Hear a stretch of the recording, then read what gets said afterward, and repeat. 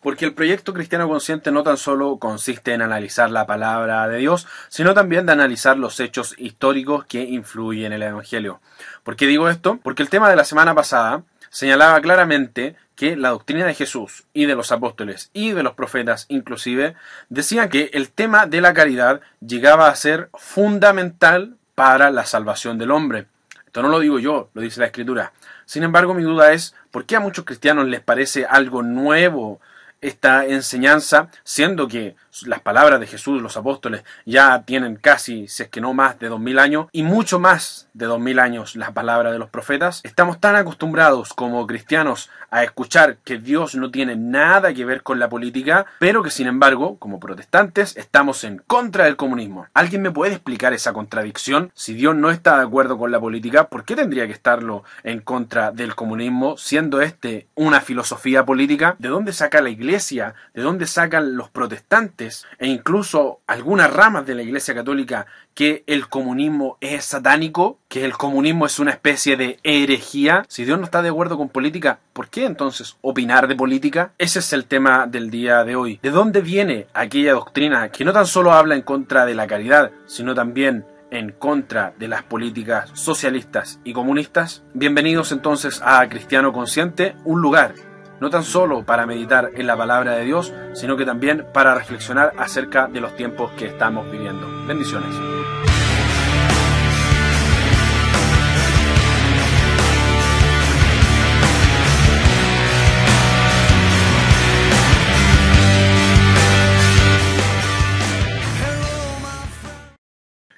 Amén. Gracias y paz de Dios nuestro Padre y de nuestro Señor Jesucristo a todos ustedes que están viendo un episodio más de este proyecto llamado Cristiano Consciente. Señalábamos en el video anterior que una de las doctrinas de salvación fundamental, no tan solo en las palabras de Jesucristo, sino también en la palabra de los apóstoles y en la palabra de los profetas, era justamente el tema de la caridad, ligado incluso y condicionando nuestra salvación. Es decir, veíamos a través de las palabras de Jesucristo cómo la salvación de nuestras vidas para la vida eterna estaba ligada a la caridad que nosotros podíamos ejercer. Yo sé que a muchos les pareció esto algo nuevo, novedoso, y a lo mejor hasta pensaron que se trataba de una nueva doctrina. Sin embargo, no lo es. Está allí, en la palabra de Dios. Lo dijo Jesús, lo dijo Juan, lo dijo Jacobo, lo dijo Isaías, lo dijo Pablo, lo dijo Miqueas, lo dijo Amós, lo dijo Moisés. La fe tiene que ir acompañada de obras, porque si no es una fe muerta y una fe muerta no salva. Sin embargo, ¿por qué a muchos les parece nueva esta doctrina?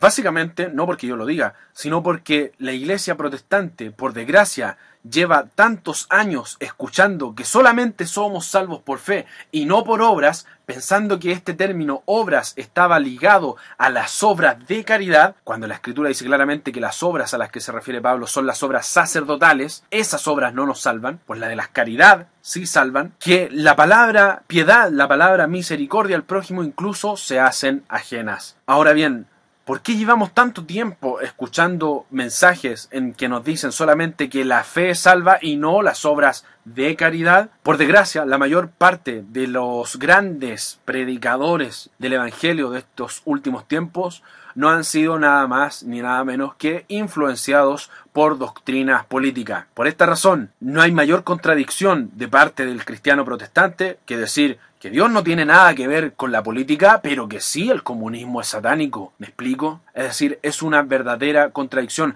¿De dónde sacan esta idea entonces de que Dios está más ligado a los sectores de derecha que a los sectores socialistas, los cuales sí hacen misericordia al prójimo? Ese es el punto. ¿De dónde nace esta idea? ¿Qué pasaría si yo les dijera que la mayor parte de estos predicadores verdaderamente están siendo apoyados por grupos políticos, por grupos de ultraderecha, específicamente de los Estados Unidos y de la CIA? Tal vez muchos de ustedes pensarían que se trata de una teoría de la conspiración. Sin embargo, no lo es. Porque esta idea se comprueba no tan solo a través de la historia, sino a través de los hechos de estos predicadores e incluso a través de sus propios mensajes. ¿Será verdad lo que estoy señalando? No me crean a mí. Créanle a los hechos, créanle a la palabra de Dios, créanle a la historia. Una de las mayores influencias que ha tenido el evangelio actual, que habla en contra de la caridad, lamentablemente no es una idea moderna, sino que viene básicamente de hace cientos de años atrás. viene de una doctrina llamada calvinismo. Juan Calvino fue un protestante de la segunda generación quien desarrolló básicamente la idea de que solamente somos salvos por fe y no por obras, creyendo que la palabra obras se refería a las obras de caridad. ¿Por qué lo creyó así? Porque básicamente Juan Calvino desarrolla esta idea ante la corrupción de la Iglesia Católica, quien vendía pedazos de cielo al mejor postor, es decir, el que tenía más dinero para pagar su entrada al cielo era entonces salvo. Y no tan solo eso, sino que el que hacía las donaciones más grandes, no tan solo a la iglesia, sino a los más pobres, era quien tenía más derecho al cielo. Lo cual, bajo el punto de vista bíblico, es cierto. Sin embargo, en los días de Calvino no se daba de esta forma porque todos los dineros iban destinados a la iglesia con la excusa de ir destinados a los más pobres. Esa es la diferencia. Entonces, ante esta corrupción, Juan Calvino desarrolla esta idea, la de que solamente la fe nos salva. Y a esto se le agrega la idea de que todas las cosas materiales, todas las cosas buenas, la buena salud, el dinero, la prosperidad y todos esos símbolos de éxito no eran nada más ni nada menos que una señal divina que anunciaba que Dios estaba conmigo.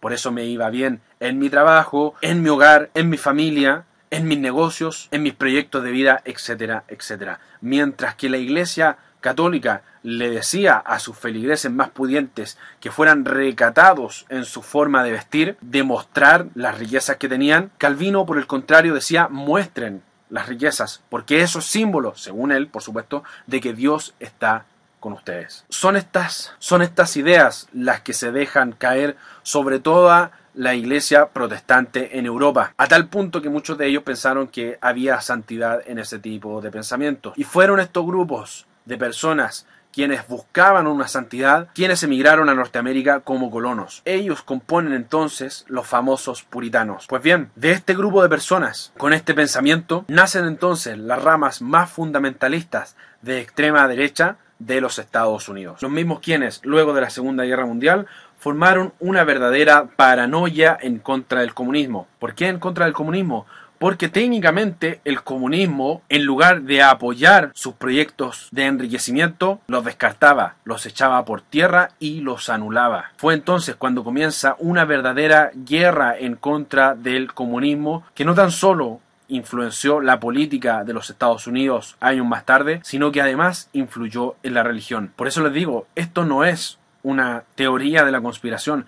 Estos son hechos históricos, hechos reales. Sin embargo, a pesar de esta fiebre anticomunista post Segunda Guerra Mundial, estos grupos de ultraderecha no encontraban una ocasión para hacer valer sus ideas, es decir, para dar a demostrarle a la sociedad de los Estados Unidos que verdaderamente ellos eran los tipos buenos y que los comunistas eran los malos. No encontraban el evento preciso, exacto, que le diera a pensar a los estadounidenses que eso verdaderamente era así como ellos decían. Hasta que un día llegó, así es, llegó el momento en que pudieron demostrarle al mundo entero cuán malvados eran los comunistas. Y por desgracia fue uno de los eventos más tristes, no tan solo para los estadounidenses, sino incluso para el Evangelio de nuestro Señor Jesucristo.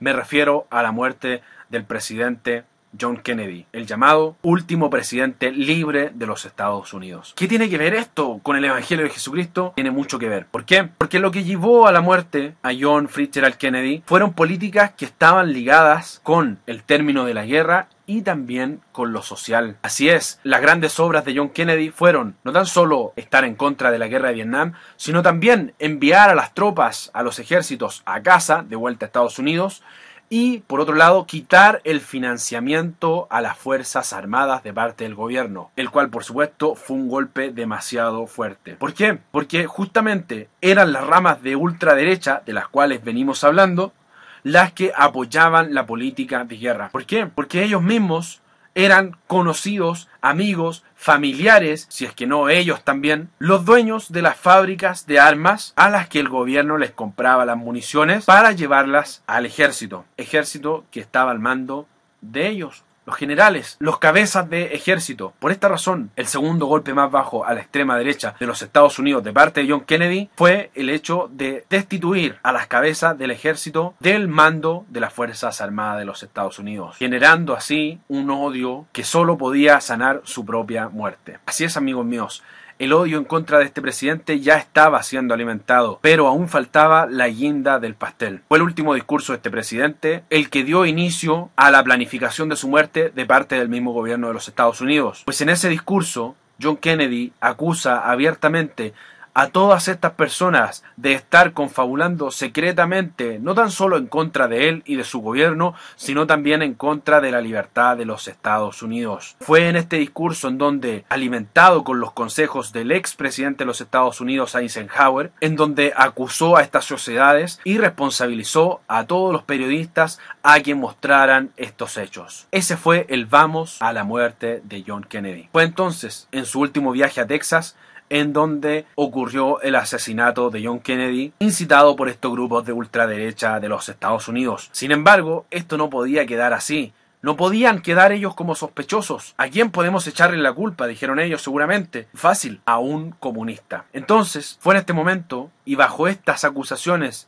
injustas por supuesto, en que acusan a un señor de apellido Roswell, quien en el momento en que muere John Kennedy, en el momento en que es asesinado, él estaba en su casa. Fue en ese momento cuando irrumpe la policía y sin mayor preámbulo lo llevan detenido. Cuando sale a declarar este señor Roswell, la primera vez que sale a declarar entonces este señor Roswell, le preguntan los periodistas: ¿es verdad que tú asesinaste a John Kennedy? Pero si yo estaba en mi casa, ni siquiera tenía idea que había muerto John Kennedy. Y ante la posibilidad de que en una segunda declaración Roswell pudiera ser encontrado inocente, fue entonces mientras era trasladado al juzgado